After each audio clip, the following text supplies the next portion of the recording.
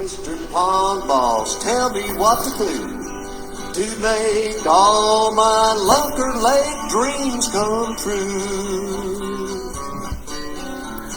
Hello everybody, Bob Lust, the Pond Boss. Okay, let's talk about crappie in small waters. Now this came from Michael Ehrig. So Michael's question to me was, what about crappie in small waters? Well, I'm going to tell you, I just got through, I just finished writing up and editing the next issue of Pond Boss Magazine, which, by the way, $35 a year for you folks. If you don't know about, you new folks, if you don't know about Pond Boss Magazine, this is the economy that fuels the business of Pond Boss and allows me to do shows like this. You know, so I don't mind getting paid a little bit. I don't mind sharing a lot. But if you don't mind paying $35 a year, I promise you, you're going to get some nuggets out of this little magazine right here. Now, I want to put it in perspective like this. $35 a year, cheaper than a Friday night date. And this lasts a year, and the date's gone, like after 3 hours or something, right? So, I got a bunch of questions about fish. There were 3 questions about crappie. And then I got a message from Michael Ehrig from up in Iowa about crappie. So, if you're watching this, you got a pond. But if you want to grow better fish, if you want to manage plants, if you want to keep your water happy, that's kind of my deal. Happy water, got to have happy water. If you don't have happy water, nothing's going to grow in it like you want. But talking about crappie are top-end predator fish limited by their mouth size.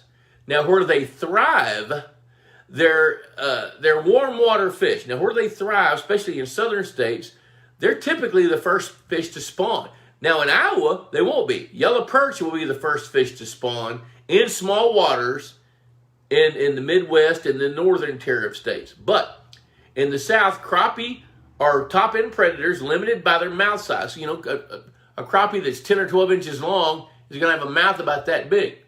So it can only eat other fish that'll fit right there in that little hole of its mouth. You know, so when you're thinking about crappie, and you're thinking about what they eat, and you're thinking about how they grow, there's a couple of things that cause a kink in your ability to manage crappie. Now, I have yet to meet a human that calls me and says, I want crappie. They're thinking about that fish is going to bend the rod down, you know, make them grit their teeth as they're reeling it in. No. Crappie, that's not it. They're called paper mouths because you can jerk their lips off if you set the hook too hard. People that want crappie want something to eat. That's it. Bottom line, they want something they can eat. So, when you're trying to manage crappie in small waters, there's several things you got to understand. One thing is they're inconsistent spawners, because they will only spawn within a certain window of temperatures, and that's about a 6 or 8 degree window. If they're outside that window, whether it's too warm or too cool, they're not going to spawn. A couple of years ago here, we had back-to-back cold fronts every Thursday for 4 weeks. The crappie would come up, stage, be ready to spawn on a Tuesday. The front would hit either Thursday or Friday. Temperature would drop 4 or 5 degrees. They're gone. In that year, we skipped a spawn. So, number one, they're inconsistent spawners. They're not predictable. Number two, they spawn first with other warm water fish. Largemouth bass, bluegill, red-eared sunfish, channel catfish, threadfin shad, even gizzard shad. They spawn in all the minnow species. They spawn before them. The only ones that spawn before crappie will be northern fish like the pike species as well as yellow perch. All the other fish spawn after crappie do. So here's what happens. Crappie have their babies and they either have a giant spawn or they don't. And there's very rarely anything in between the two. And so when they have a very successful spawn, then you get typically higher survival rates of baby crappie that are coming onto the nest of other fish and eating those babies. So they inhibit the spawns of the next species of fish that spawn after them. So where it gets a little complicated is in small waters, they have a tendency to be cyclical. So they'll spawn 1 year, skip a year, spawn 2 years, skip 3 years. Then spawn 2 years, skip 1, spawn 5.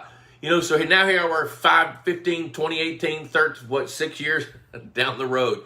And you've got an inconsistent population of crappie that are really, really hard to manage. I'll always remember My first lesson about crappie was in a lake out in the Texas Panhandle called Horner Lake.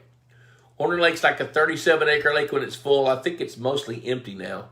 But you got to go back to like 1981 for this little occurrence. The club membership, there were about 15 of them. They had a budget of $1,000. And we went and analyzed that lake, and we figured out that for about 7 years, the crappie had overpopulated and the other fish could not keep up. They would eat the baby bluegills coming off the nest. They would eat baby bass. There were, when we did our analysis, we found like 3 bass, and we estimated in that 37-acre lake that there were somewhere in excess of 170,000 crappie. Average length 4 inches. Average age 7 years. A little thicker than a postage stamp. About that thick. So that lake had a dilemma. Now I've seen, that's probably the most dramatic crappie situation I've ever seen. Now I'm going to tell you that if you want to manage crappie in small waters, you can probably succeed if you start off with plenty of bait fish, fathead minnows, golden shiners, things like that. You can probably succeed in small waters for 3 or 4 years, but at some point, it's going to get upside down. Now, with small waters like a 1 or 2 acre pond, you can fix that in one day. You can go out and kill every fish in it. It won't cost a lot of money. You can change it and get it like you want. But I'm going to tell you this. Crappie don't succeed measurably over a long period of time in water less than about 20 acres. Now, I know you guys are going to message me and say, dude, hey, I've got a 3 acre pond. I've caught some 12 and 13 inch crappie. Well, congratulations. I know you did. I believe that. I've seen it. You know, the problem is keeping it like that, since crappie are cyclical. So there's my first little spiel about crappie, and I love crappie. I will clean a crappie over a bluegill anyway. As far as the fight, it's catching big bluegills. Yeah, there we go, Michael. Billy Bates, I'd never throw a crappie back in my own pond. Never, ever, ever. Pond Boss Magazine. Now, this is what fuels the economy, so I can do stuff like this. $35 a year. Cheaper than a Friday night date, and it lasts a year. Adios for now. Hey, Mr. Pond Boss, tell me what to do to make all my Lunker Lake dreams come true.